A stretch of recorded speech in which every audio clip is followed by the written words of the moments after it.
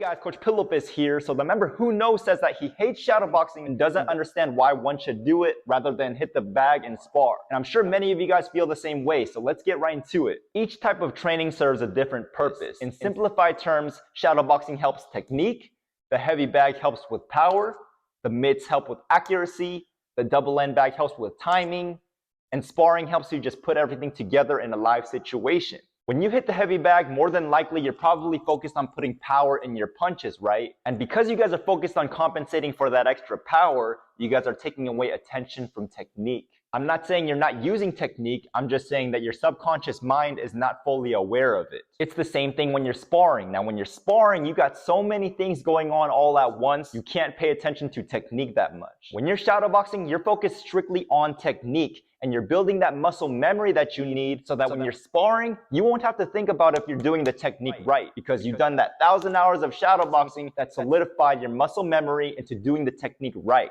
Boxing/fighting is a sport in which the tiniest adjustments make the biggest difference. So when you're shadowboxing, you're making those tiny adjustments to sharpen up your form. Now, I don't care if you're Terrence Crawford or Canelo Alvarez, you always have room for improvement. And let's say you're hypothetically at peak perfection. You still have to work consistently to maintain that. Now, here's something that might shock you. Shadowboxing can be more accurate in simulating headshots than a heavy bag. The average human head weighs about 10 to 11 pounds.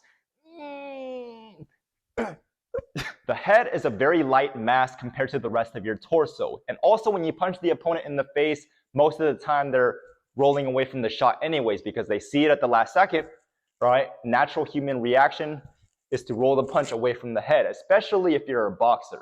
But either way, punching somebody in the head is definitely not like punching a 100-pound heavy bag.